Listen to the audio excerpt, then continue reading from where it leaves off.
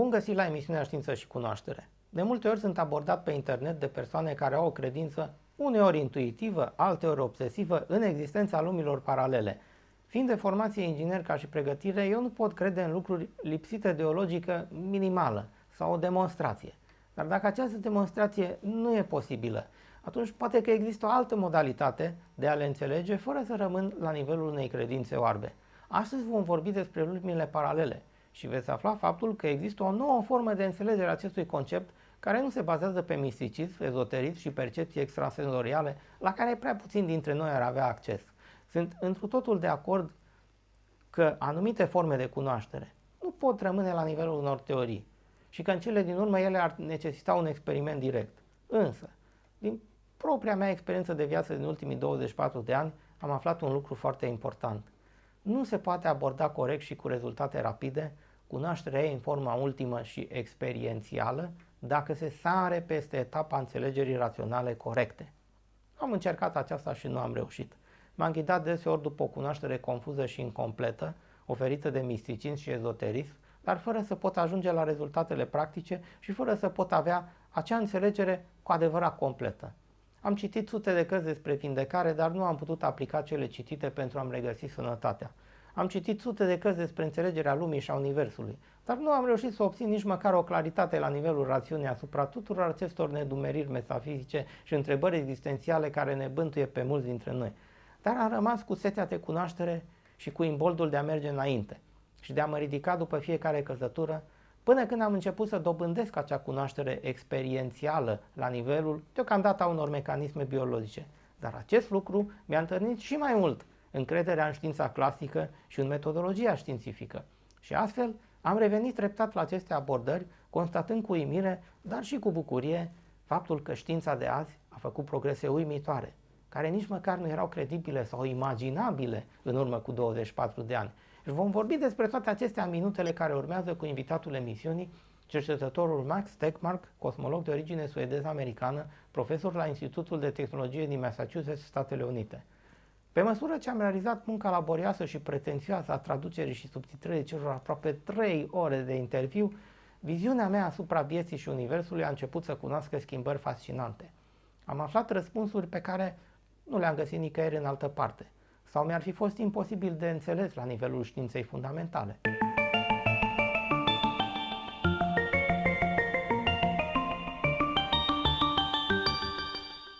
Hello and welcome for the part 2 of our program regarding cosmology, and I am so happy you are back again in our studio in Cluj. Mulțumesc foarte mult. We are now continuing our fascinating discussion with the parallel universes, and obviously the first question is what are parallel universes and how many kinds of parallel universes are there? It's a very good question. So before we talk about parallel universes, let's remind ourselves just a little bit about what we mean by our universe.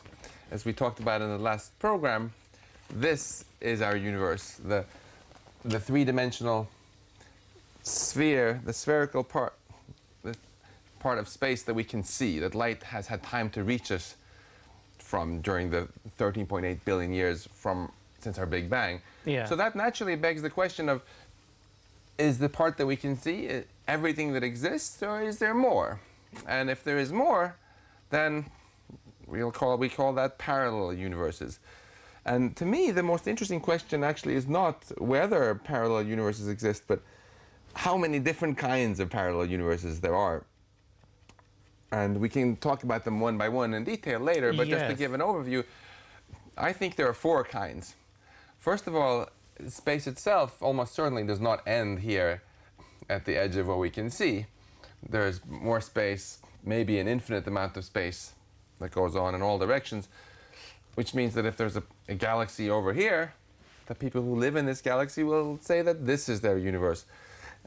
You have all these level 1 parallel universes, as I like to call them, which are much like our own, but just places very, very far away in space. Then there's a second kind. In fact, in my new book here, Our Mathematical Universe, I talk about all of these four kinds in great detail. The second kind of parallel universes are even farther away.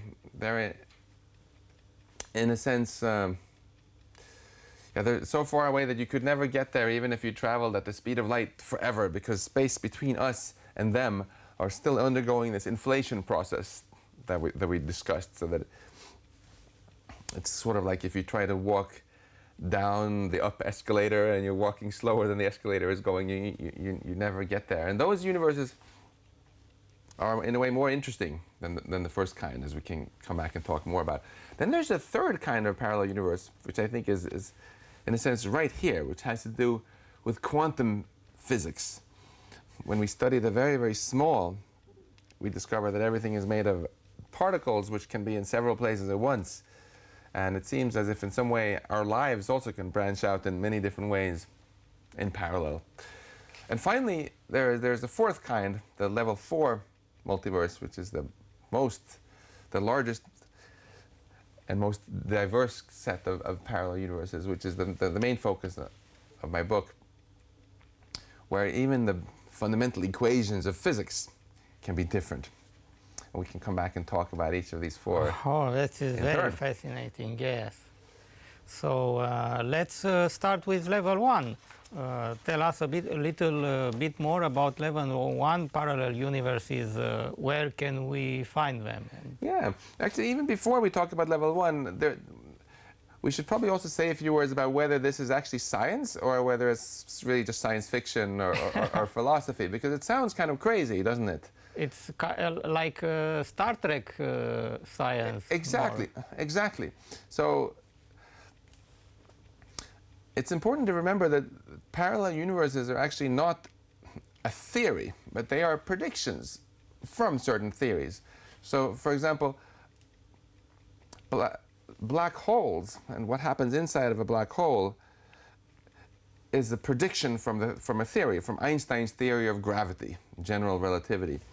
So if we ask, is this science or science fiction? It depends on whether we think of Einstein's theory of gravity as a scientific theory or not. And the definition of a scientific theory is that you can test it, that you have an opportunity, that there's some experiments you can make or measurements which have the possibility of ruling out the theory and showing that it's wrong. And why do we believe in black holes? Well, we can actually never go into a black hole, see what happens, and come back and tell our friends, because we can't get out. But we still take this seriously. Why? Because Einstein's theory of gravity also predicts lots of other things that we can test. Einstein's theory of gravity predicts that Mercury will orbit around the sun in a funny sort of way, which we've measured, and it works. It predicts that light is bent by gravity, which we've measured, and it works. And because Einstein's theory has passed all these other tests, we've tested so many of its other predictions, we also then take seriously its predictions for things that we cannot see, like what happens inside black holes. And it's very analogous for all the kinds of parallel universes that we will be talking about, that there is some theory which predicts a lot of other things, and it also predicts these parallel universes.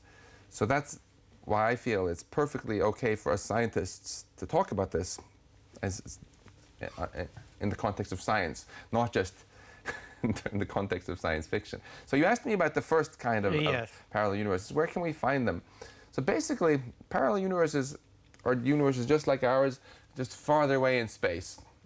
So they're still in this. So just like for our viewers to understand, we have more balls like these in such a large space that even any other contact is totally impossible.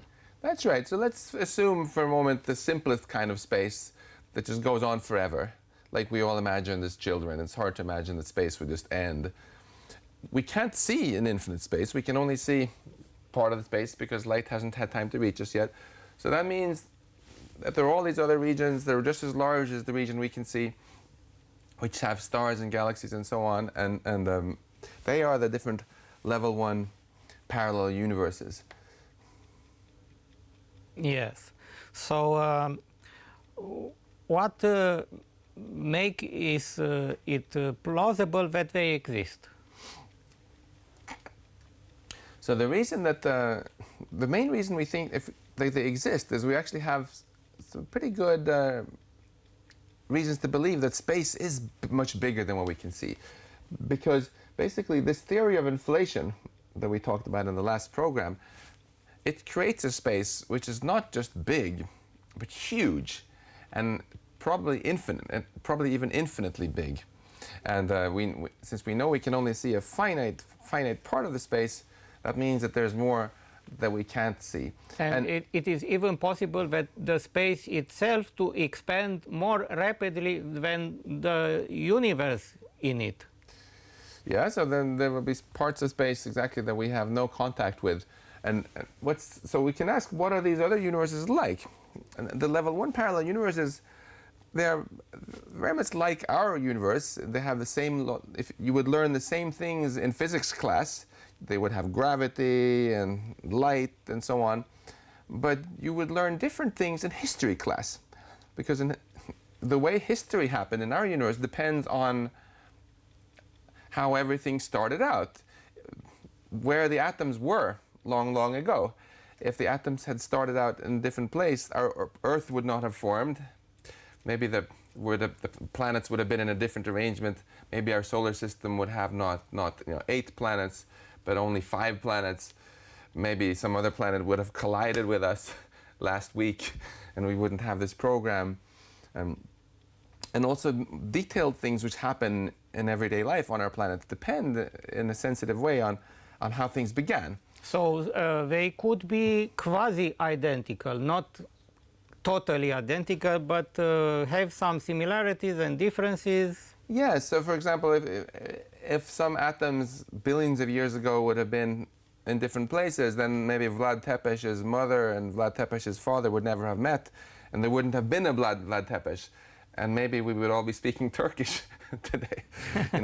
So in the level 1 multiverse, there probably is a parallel universe where Romania is part of the Ottoman Empire, for example. And all of these things we can imagine, which don't sound physically impossible, would actually then get realized. And you might think, well, that sounds very crazy, but we have to remember that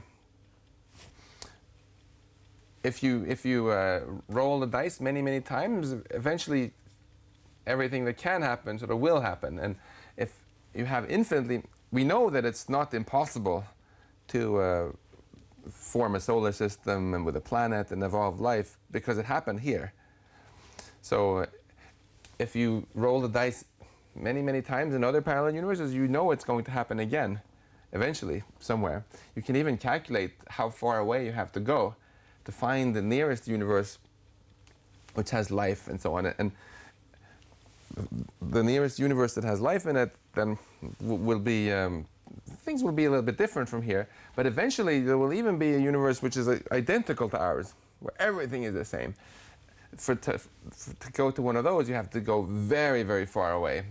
You have to go about a googolplex meters, where a googolplex is one with a Google zeros after it, and one Google is one with 100 zeros after it. So it's this very long distance. But if this is true, then for the people who live there, they feel that is real. And they will argue about whether you and I are science fiction. Maybe in order to jump from one universe into another would need a subspace, something like where is a shortage in the normal space, and so we are using the subspace. Yeah, there has been a lot of discussion both among science fiction authors and also among physicists about wormholes through space-time, which could be this kind of shortcut. Yeah. We don't currently have the technology to build them, and it's not obvious that it's possible, but if you can do it, it would look a little bit like 2 black holes that are connected together, and you jump into this one and you come out of that one. And that would be by far the most efficient means of intergalactic transportation, because you arrive at the destination almost at the same instant that you start your trip. I remember an Italian guy, but I don't know his name, I forgot it, but his theory was about subspace communication, but it's only a theory, very fictional on the present moment, but maybe interesting just like talking about. He said that based on the Copenhagen theory, where if one pairs of particles are split in very large distances, if one particle spin is modified, then the other particle pair of that one is also modifying simultaneously, no matter how much is the distance between them. So he said this could be a model how to communicate at very large distances instantly. Yeah, this quantum teleportation, as it's called, is a fascinating technology which we can talk more about when we talk about the level 3 parallel universes. Yes. And quantum mechanics. It seems as if it's actually not possible to use this to send information in the normal way, faster than the speed of light. But this is already used by companies to send information secretly in a way that cannot be intercepted by anybody, so it's a fascinating idea. I actually think, personally, I'm actually hoping that we might think it's a bad thing if we cannot travel super far away very quickly. But it can also be a good thing because it can protect us from aliens. Just like it was very lucky for the Native Americans, the Indians in North America, that there was an ocean between them and Europe. So that protected them for a long time from us Europeans coming there and killing them. The fact, if it turns out to be impossible by the laws of physics for other civilizations very far away to come here, that protects us, right? If it turns out that you can make wormholes through space-time and come here from parallel universes, then we should not feel very safe, because there could be other civilizations with much higher technology which would come here and find nothing, because this is nothing interesting to be useful for them. If they are so advanced. So we should be humble and realize we don't know yet what's a good thing and a bad thing for us. Maybe we're lucky. We should be afraid of someone which are approximately like us, but they are not. This means they are in the same situation, cannot communicate and cannot travel. But I don't think someone would ever be wanted to live on a planet while can create artificial planets and way of living, not using natural rock in space. I hope you're right, but I think it's good that we should be cautious and careful with these things, and be modest and realize it's very hard for us to guess, what other life forms would be like, and yes. Our imagination sometimes isn't good enough to. So let's talk more about level 2 of parallel universes. Yeah, so those parallel universes are actually more diverse and interesting. It's become clear that some of the things which we learned in school as laws of physics are actually not laws that cannot be completely changed. So, for example, suppose for a moment that I'm a fish, okay, and I've lived my entire life in the ocean, in the Black Sea, swimming around outside of Constanza, yeah. And all I know is water, and so I don't even realize that there is a substance called water. I think of the water as just empty space. But if I'm a very smart fish, I could study the properties of water and say, it's made of hydrogen and oxygen, and I could write down some equations, and I could realize actually the water can come in 3 different forms. It can be liquid, like my water, and it can be solid ice, and it can be gas, it can be steam. Maybe if I'm a very ambitious fish, I could even figure out a way of swimming to near the North Pole and see an iceberg and see that there is ice. But we physicists have good reasons to believe now that maybe our space itself is actually like this. You might think this fish is stupid and we should laugh at this. But actually, maybe the last laugh is on us, because maybe our space can also freeze and evaporate. In fact, string theory, which is one of the most popular theories for understanding the building blocks of matter, suggests that maybe our space can be not only in 3 different states, but it may be in one with 500 zeros different states, lots of different states. And now the interesting thing is that this theory of inflation, which we talked about in the last program, which we think made our Big Bang and our universe, it is very violent. And it can make, if it makes space, it will actually make space in all the different states. It'll make a big universe full of space only in this state that we have, and then it will also make other universes with space in all other possible states that space can be in. And so for the fish example, there would be a whole universe with just liquid water, another universe with ice, another universe with just steam. We look around with our telescopes and we see that everywhere we can see it looks just the same. So then we make the mistake of thinking that must mean that everywhere is just the same. But no, far outside of our universe there could be a border where space changes to another kind of space. And what would these other kinds of space be like? Well, for example, there might be a kind of space where you cannot have atoms the way we have. In our space, we know that the atoms are all made out of neutrons and protons and electrons, 3 kinds of particles that are put together. But there could be another kind of space where you instead have different kind of particles. Or maybe where the law of gravity works differently, or the laws of electricity and magnetism work differently. So if string theory is correct, and if inflation theory is correct, then actually we have a very diverse and more interesting universe or multiverse on the very large scale, because there will be places in the level 1 parallel universes where we discussed the children in school there learn the same thing in their physics class and just different things in history class. But in the level 2 multiverse, they would also learn different things in physics class. They would learn, instead of learning that there are these atoms made out of 3 kind of particles, maybe they would learn that there are atoms that are made out of 5 kind of particles. Maybe they would learn that the electricity and magnetism works differently. For example, some kind of equation would not have, for example, the force at square 2, but maybe at square 3, at cube or something. Exactly. Instead of saying maybe x squared, it would say x cubed. If string theory is correct, then string theory would still be the correct, true theory that describes all of the level 2 parallel universes. But you would have different kinds of many different solutions to these equations. Just like you can have the equations for water can have 3 solutions: ice, liquid water, and steam.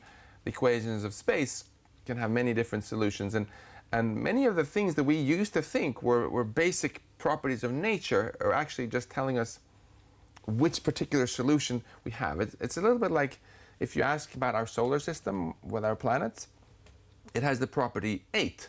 There are 8 planets, right? Mercury, Venus, Earth, Mars, and so on.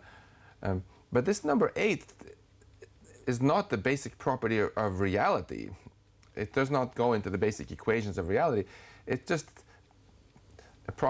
tells us part of our address, where we live. If you explain to somebody from another galaxy where we live, you say, well, you know, we live in that solar system over there with 8 planets, not in that solar system here with 5 planets. So the 8 tells us about where we are, not about the properties of nature. And in the same way, if you explain to somebody which level 2 multiverse we live in, you would say, well, we live in that particular, this place over there where space has 3 dimensions, where atoms are made out of 3 kind of particles. Well, you remember me about the Stargate and dialing sequence, yes, on yes. the Stargate, and to use that symbols, and for getting into another galaxy, it was needed a 7th symbol, because it's not sufficient to have the 6th symbol indicating into a cube where it's the origin point, and stuff like this. That's right. So we've discovered more and more of the properties of nature that we thought were really fundamental. They were. Where I work at MIT, many of the students like to wear T-shirts that have equations written on them. They're very geeky, And they, for example, people like to wear the T-shirt with Maxwell's equations, which explain light and electricity and magnetism. And we like to think that these equations, we used to think that these equations that we discover are truths about the way reality works, that they can't be different. But we've learned now that many of these things in the equations are no more fundamental maybe than the number 8 about our solar system, the number of planets. But there could be other regions really far away in space where the properties of space are different, so you have a different sort of description. That's right. You can also write down the equation for how sound waves move through water and ask how fast does a sound go through water. Well, it depends. If it's ice, sound goes at a different speed than if it's liquid. Yes, yes. But I also hear that maybe not a long time ago the string theory had been abandoned, or not? It's certainly not been abandoned. No, there's been a long controversy, of course, about what is the correct theory of physics, and I think it's fair to say that nobody knows. String theory is one of the most, or maybe the most popular approach in the sense that it has the most people working on it, but there are also a lot of other very serious and interesting theories. Right now, none of these theories claim that they have really succeeded. Even string theory has a lot of open problems with it and so on, and it's a part of an ongoing journey for science to try to figure out what's really going on. But there is one thing which all of these candidate theories have in common. They are mathematical theories with equations which have more than one solution. And each solution corresponds to how things can be in a level 2 multiverse. And if inflation is true, then all of the solutions actually get realized and created for real. So that would, and then we simply find ourselves in sort of a typical one. Yes. So I think our basic argument for why we should believe in the level 2 multiverse, it comes as a prediction from inflation and also from the fact that any of these theories for how matter really works has many solutions. Even if string theory is wrong, I think we still probably have a level 2 multiverse. Mm-hmm. So we can go to level 3 now. What is the scientific basis of level 3 parallel universes? So the scientific basis there is quantum mechanics, which you alluded to when we talked about teleportation. When we've studied what everything is made out of, we find that my hand, for example, is made of molecules. The molecules are made of atoms. There are about 100 different kinds.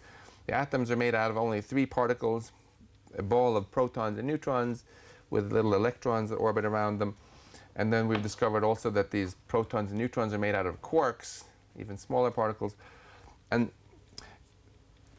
this is the theory of quantum mechanics is a very successful theory that describes how these particles work.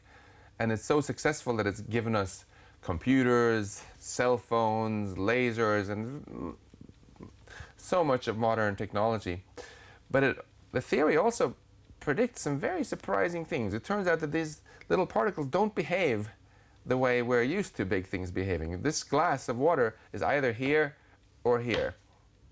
It can't be in both places at the same time, we think. But we've discovered that atoms can actually be in 2 places at once. We've made lots of experiments that demonstrate that. So this raises a deep puzzle. You know, if I'm made of particles that can be in 2 places at once, then I should be able to be in 2 places at once also. But why do I never experience this? And in 1957, there was a young student at Princeton University in America named Hugh Everett, who came up with a very radical explanation for this. He said, actually, we can be in several places at once. It's just that if your brain if you are in 2 places at once, the way that will feel to you is as if there are now 2 different yous. There will be one Cristiano Muresanu feels that he's over there, and another Cristiano Muresanu feels that he's over there. And you can calculate mathematically that you will not be aware of each other at all. You will each feel that you are the only Cristiano Muresanu, and that's it. And this is the idea behind the level 3 parallel universes. You might think, oh, this maybe it's possible in theory, but you're here in one place now. There is no mechanism that can ever put you in two places at once. But there is, actually. For example, if you make a quantum experiment, where some detector is either going to say yes or no, depending on the position of some little particle, then the particle could be in two places at once. So afterwards, the detector will say yes and no, and you can decide in advance that if it says yes, you're going to go over there. If it says no, you're going to go over there. So after you've done this, you will actually be in two places at once. And we've discovered that actually there are many, many processes like this. Even when we make decisions, for example, if I'm driving and I'm getting very irritated because there's a very slow truck in front of me. It's been there for 5 minutes, and I'm very eager to pass the truck, but I'm a little bit afraid because it's a narrow road and there are cars coming. And then finally I think, now I have my chance, but I'm not sure I'm going to have time. And I make a snap decision, and I'm like, yes, okay, I'm going to do it. Then that decision was very close, and it might have depended on just one little particle in my brain that entered some synapse, which caused some neurons to fire, which caused the cascade of other things, which caused me now so if the particle was in two places at once, then 1 second later, my whole car and me is either next to the truck or still behind the truck. Maybe I'll even get killed in one of these two universes and not the other. So in other words, are these universes splitting every microsecond and create an infinite number of universes? Or? So that depends on how we think about this. If we think of reality itself as just being this quantum world, which is governed by this equation of quantum mechanics called the Schrödinger equation, then there was only one world, and there always is one world also. But this is not the world that we perceive. This is the world where everything can be in many places at once. What you can calculate, which you, Everett, did, is that the way it's going to feel to us is that our reality is actually split. Because whenever I am in many places, each one of them, of the Maxes, will feel that they are the only one. So it actually feels to us as if there has been some kind of splitting. But the way it actually feels, of course, is not like, I never feel that I split. It just feels like something happens sort of at random. And we can understand this even without all this complicated stuff about quantum mechanics. So suppose we go into a hospital here in Cluj, okay? And some doctor there says that he can make a clone of you. So he scans where all of your atoms are exactly with this machine he's invented. And then first he gives you a sleeping pill, and then he tells you that when you wake up, in room 1, there will be the original you, and in room 2, there will be the perfect copy of you. It'll be so perfect that when the copy wakes up, it will feel that it is also you. It has all the same memories, looks the same, and so on. So that means that so now I can ask you in advance, when you wake up and feel that you are you, which room will you be in? Will you be in room 1 or 2? You know that there will be somebody who feels that they're you, who wakes up in both places, right? Suppose I go in the next morning, you've just woken up in room 2, the clone, and I tell you, hey, I'm going to bet you money. I'm going to bet you 100 lei that you're in room 1. What odds would you give me? You would say, well, I can give you 50-50. I could be the clone, or I could be the original. There's no way to know. It's going to feel random to you. You can go out of the room and you can look at the number that's written and it says 2. It will look random. This had nothing to do with quantum mechanics at all, right? And the basic idea is just that if we get copied, if we get cloned, subjectively to us it will feel random. And this is actually a famous puzzle in quantum mechanics, that quantum mechanics has these measurements which have outcomes that seem random. It seems like there was no way we could have predicted what would happen. But we cannot work with infinite solutions, because if an equation, which I understand from quantum mechanics, is giving me an infinite solution to that, I can't work with it. But these things happen even if there's nothing infinite. Even if I only make 2 copies of you, it will feel subjectively random to you. So what Hugh Everett said when he came up with this idea was that basically there is nothing really random in nature. But when things feel random, it's because we have been copied. And it turns out in the mathematical equations of quantum mechanics, it has the power to copy you in a sense, by taking your particles and putting them both here and there at the same time. This is, of course, very controversial. But basically, the higher the level of the multiverse you go to, the more controversial they are. But it's also very interesting because when Hugh Everett first came out with this theory, people said, oh, this is absolutely crazy, and they didn't want to give him a job in physics. But now people are very interested in this because of technology. You can use these ideas to build what you mentioned before, these quantum teleportation systems where you can send secret information from one bank to another using these ideas so that nobody can intercept the information. And people are trying very hard now also to build what's called quantum computers. They're computers where the whole calculation gets cloned in a way so that they can make parallel computations in all these parallel universes to get the answer faster. So your laptop has more than one processor in it, so it can do things quicker. But people are trying to build computers now which can calculate things much faster than even a normal computer the size of our universe could do. And they haven't succeeded yet with making big quantum computers, but if they do succeed in 10 years or 50 years, then I think people will take much more seriously these ideas, because if the computer can get the answer so quickly by using calculations in parallel universes, you sort of have, it makes it more plausible, hard to deny that these things are sort of real. But what I heard about the present moment which the technology arrived is molecular computers which are based on the level of an atom, which can store an information by losing or accepting an electron, and this is the difference between the state of 0 and 1. Yeah, that's right. And in fact, all of our computers, if you look inside how they work, they always encode zeros and ones somehow in the position, in the state of some atoms.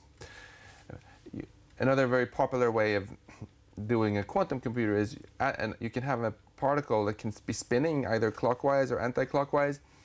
This can be 1, this can be 0. And in the normal computer, each bit of information is either 0 or 1. So, for example, when we buy money on when you buy things on the internet, the codes that are involved there, to crack them, you have to be able to take a very large number, which is one big prime number times another, and figure out which 2 numbers were multiplied.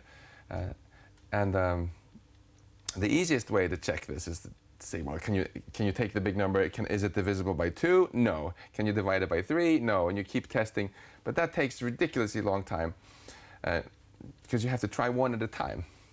But in a quantum computer, the bit of information, which depends on how the atom is spinning, cannot be just either 0 or 1. It can also be 0 and 1 at the same time. And if you take now many bits, which together maybe get interpreted as a number between, say, 1 and a trillion, this can now be all the numbers at the same time. And then the program can calculate with all the numbers at once in just one step, which is then trillions of times faster. This is, loosely speaking, one of the key ideas behind quantum computers. And so what we're seeing is that these ideas, which sound very crazy, now there's a lot of money in them and a lot of very serious experimental effort because they're also useful. quantum hard disk, because if the level of an atom can be used to be equal with a memory unit, which is so small, like the size of an atom, and you can create maybe 10,000 or millions of terabytes hard disk using atoms directly as the smallest memory unit. That's right. We always want bigger and bigger hard disks, which means we have to make the bits themselves smaller and smaller, which means we approach the limit where there's 1 bit per atom when we have to deal with these quantum things. So the quantum world might seem very weird, but it's extremely useful. We've discovered recently also that nature takes advantage of this. For example, photosynthesis. It became clear that when a plant takes light from the sun and converts it into energy that it can use, it actually uses this quantum weirdness that particles can be in 2 places at once to do photosynthesis better. And if even plants can take advantage of this technology. Oh, so this is why we cannot duplicate in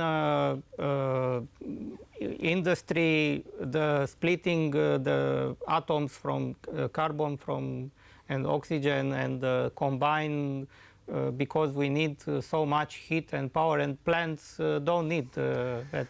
So this is what you are suggesting? Well, it's clear that nature has already taken advantage of some of these weird quantum effects to do things better and more efficiently. So I think we humans also should try to take advantage of it even more. In, for example, how we build our computers. And so I think basically it used to be that a lot of physicists were very angry about at Everett and said this is stupid and crazy, and now people are getting very interested because they're realizing it's actually useful, and they've sort of learned to love the weirdness. Yes, and this is even more interesting about just a little bit to present a theory that in biology, in the human body, the cells are having 3 bytes behavior. It's 0, it's 1, and -1, because the cell can grow up, do nothing, or fall back. You know, this is and someone said that we may be creating in the future a 3 bytes computer. Yeah, it's very interesting. We used to think that computers were limited by the laws of classical physics. They can be 0 and 1 and that's it. And people proved all these theorems and say you cannot crack this code, it's safe, because it would take more than 1 billion years to figure out what your password is and stuff. But now we realize those are not the true laws of physics. The actual true laws of physics are the laws of quantum physics, and they're different. And they let you do things which previously seemed impossible. Also, quantum physics, and I wish to ask you your opinion about, said that if you observe a particle, then it behaves different than if you are not observing it, because it eludes the observation. It doesn't want to be observed. Yeah, this is a key part of this mystery. So if you can be in 2 places at once, or if this glass of water can be in 2 places at once, we have to explain why do we never see this. And it turns out you can prove by using the laws of quantum mechanics, and that there is a process, we call it decoherence. It was discovered in 1970 by a German physicist, Hans-Dieter Zeh, and there's a very nice book about it, actually co-authored, among others, with a Romanian physicist named Stamatescu also. And they showed that this decoherence effect causes a kind of censorship, that these quantum particles can only really be in 2 places at once in a useful way as long as it's secret. It only works as long as it's secret. As soon as somebody finds out... So no observer is there, no yes, observer. Yeah. Exactly. So as soon as any person or any part of the outside world finds out where this glass is, it destroys all these useful quantum effects. And this is why it's so difficult to build a quantum computer, actually, because you have to keep the whole calculation secret, not just from people, but from other atoms. If you have an atom which is here and here, and then a molecule of air comes and bounces off of one of them, now the atom found out what's going on, and the whole quantum calculation fails. So they have to take the quantum computers, maybe try to make them super cold, make a super vacuum, super dark. It's very difficult to try to keep the calculations secret. And the bigger the quantum computer is, the harder it is to keep everything secret. This is why you and I don't feel like quantum computers, because we are very big. And as we speak, millions and trillions of atoms are bouncing off of us. Particles of light bounce off of us. And that ruins any kind of attempt to keep secret from the universe what we're thinking about. So that's why when we think, we cannot use these quantum shortcuts. But that doesn't mean that we cannot build machines which are better at keeping the quantum secrets and do these very useful things. Very fascinating. And let's talk now about level 4 of the universe. So the fourth level of our multiverse, that's the most extreme and controversial kind. And I call that the mathematical universe, or the mathematical multiverse. That's the main I talk about all 4 levels in this book, but that I just finished. But the sort of climax of the book is so the entire book is for explaining the 4th level. But to understand the 4th level, first we have to understand everything about our universe that we talked about in the first program, which is the first part of the book. Then we have to understand the 1st level and the 2nd and the 3rd. So there are a lot of chapters about that. And then you get to the 4th. We talked before about where I work at MIT. A lot of students walk around with T-shirts with equations. Yeah. And we talked about, even if there is only... So the ultimate dream, of course, of theoretical physicists, like the ones working here across the street here in Cluj, is to find the correct equations, the theory of everything, which can describe all of physics. Maybe it's string theory, maybe it's going to turn out that that's wrong and it's something else. But suppose you have that T-shirt with those equations. Then you have to still ask, why those equations? Why not some other equations? Because in the math department here at Babeș-Bolyai University in Cluj, mathematicians study all sorts of other equations also. And you can classify all these different mathematical structures, as they're called, which are described by different mathematical equations. And you have to ask, of these equations, what's so special with the ones on the T-shirt that make them describe physical reality and not the others? And the idea behind the level 4 multiverse is to say that actually there is complete democracy. Each mathematical structure described by some equations that make sense actually corresponds to a real physical universe. So when we find out the equations that can give you the Nobel Prize in this universe that describe everything, string theory or whatever, that just tells us where we are in this bigger reality, because there is also another universe where some other equations hold.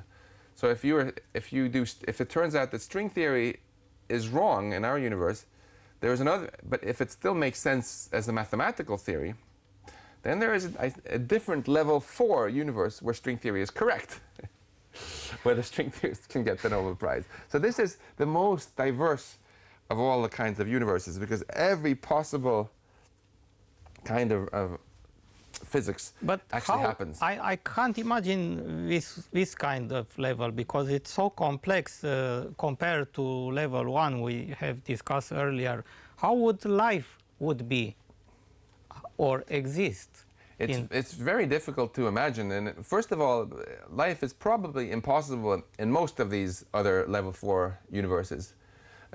We have to remember, even in our own universe, within this region of space that we can see, life is actually impossible in most places. We live on an oasis, Earth, where things are just right. And on Venus, it's much too hot. On Mars, it's much too cold. And if we were to just teleport ourselves, like in the Stargate science fiction program you mentioned, to some random part of our universe, we would be in an intergalactic void, an empty space, an almost perfect vacuum. It would be so dark there that we couldn't see anything in any direction, and we certainly could not live there. So life is very fragile and only possible even in a small part of our universe. And I think in the multiverse, the fraction that can support life is even smaller. But that doesn't mean that this is the only kind of life that there can be. There probably are also other level 4 universes where it's not carbon-based life, but silicon-based or something. Yeah, maybe. We don't have, I think, enough imagination to imagine all possible kinds of life. Yes, but you can change now even very fundamental things. Like in our world, time flows smoothly like this. But if you play a computer game, an old computer game like Pac-Man, for example, time goes in discrete jumps like this. Yes. Right? You can imagine we are approaching the end of part 2. One more question. How does your knowledge about parallel universes affect your daily life? That's a really interesting question. Sometimes I find it very difficult to reconcile how I feel with what I believe. For example, when Philip, my oldest son, was about to be born, I was a lot of time thinking, I hope everything is going to go well. But then I thought, maybe I'm being foolish, because if there are parallel universes, things will go well in some parallel universes and they will go badly in others. So what do I really mean when I say that I hope? Then I thought, well, maybe what I mean is I hope that I will be in a parallel universe which is where things go go well. Yeah. But actually, that's also silly because they'll also be in the other universes because there'll be in a version of Max who's very happy and everyone who's not. So then I thought maybe what I mean is I hope that in most parallel universes things will go well. Maybe things will go well in 99.99% of all the universes at least. But then that's also really a little bit silly because the percentage of all the universes where Philip was born successfully and happily is something you can just calculate from mathematics. So how can you hope about that? So I think in the end, maybe it's a good thing that I can't quite get my emotions fully linked with what I believe, and I think more importantly though, I think believing that reality is grander and bigger than we thought and different from how we thought, to me makes me more humble. And I think us humans having more humility is a very good thing. I think we are a little bit too arrogant often in how we go about dealing with our lives and with our planet, and thinking that reality is very different and very grand should make us more grateful for what we have and make us take better care of what we have and just really make the most of what we've been given. Thank you very much. Thank you very much. And we'll continue our discussion next time. Vom continua data viitoare, partea a treia.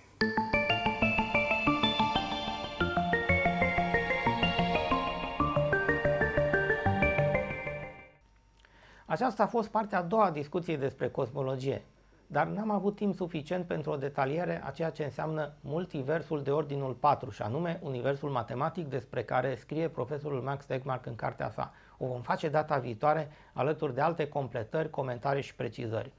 Înainte de a încheia, doresc să vă anunț faptul că domnul profesor Max Tegmark vă stă la dispoziție pe pagina sa de Facebook cu orice întrebări legate de cosmologie și chestiuni discutate în cadrul emisiunii. Fiți alături de noi data viitoare la o nouă întâlnire cu știință și cunoaștere.